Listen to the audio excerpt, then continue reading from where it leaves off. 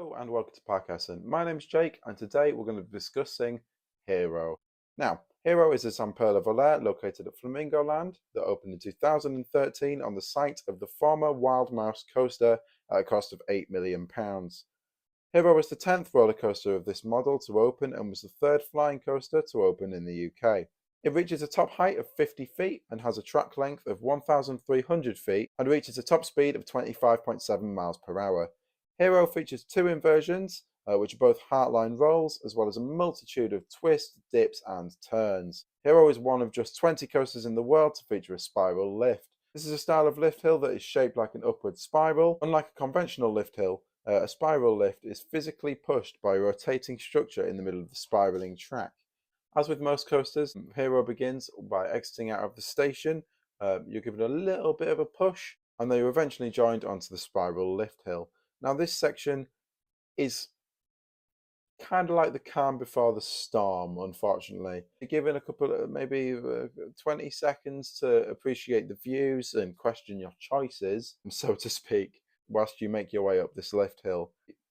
From this hill, you get some brilliant views of the park, you get some great views of the coasters, excellent views of Velocity and Sick.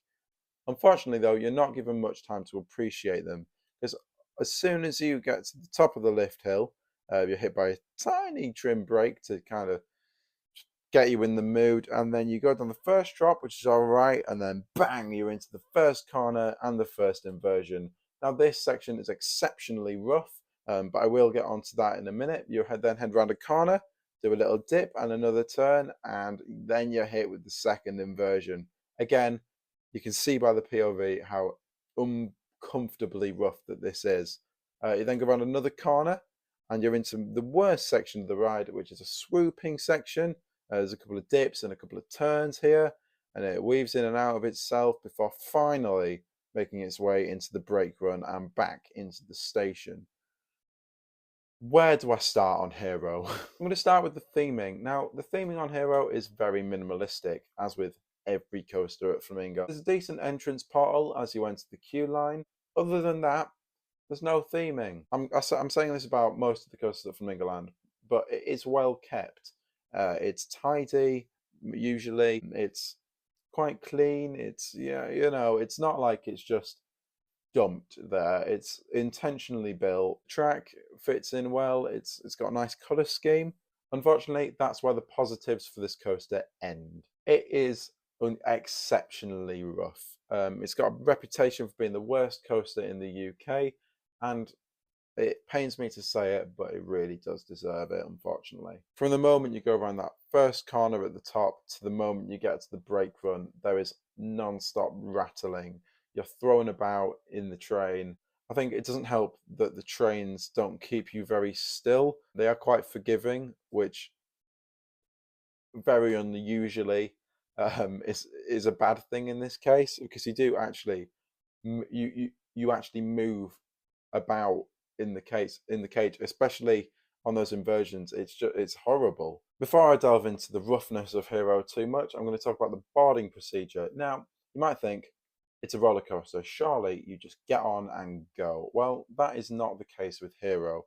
You see, the trains are constantly moving, so you have to board the train whilst it's moving in the station. It's quite stressful sometimes, to be honest. So if you've got a bag, you have to run to the other side of the station, chuck your bag down, and run onto the train. You go up some steps, put your hands on the holders, hold on for dear life. It's not very tight, and it doesn't give you the best of confidence, if that makes sense. For a ride like that, I think I'd expect to be strapped in a bit tighter. A restraint system like the one on Galactica or on Towers would be fantastic, although I know it's a very different ride on a completely different scale. However, I must say that because of the boarding procedure and the fact that the trains never stop, the queue times for Hero can be pretty good. I'd say on a busy day you can be waiting max an hour, which is the worst case scenario. If there's an hour-long queue for Hero, go somewhere else. But most of the time the queue doesn't go out of its first corner. From that point, it's probably about a 20-minute wait, which isn't too bad. Now, is Hero as bad as everyone says? Yes, it's definitely an experience, but I think the roughness really lets it down, unfortunately. I don't know why they chose to import a Zamperla Valère when they had a pretty solid Wild Mouse coaster there before. The Wild Mouse was relocated to Pleasurewood Hills, and I can't help but say that they got the better end of this deal. So what's good about it? The views are alright. Great. Other than that, it's just a terrible coaster. It's definitely worth doing, but it's worth doing once, in my opinion. It's a roller coaster for the credit list and not much more than that, unfortunately. I will never understand people who say it's their favourite coaster at Flamingo Land.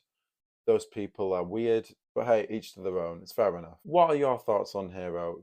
Do you think it's the best coaster in the world? No, I hope not. Let me know your thoughts down in the comment section below. If you did enjoy this video, please make sure to subscribe and leave a like. My name is Jake, I've been Parkessent, and I'll see you later. Bye.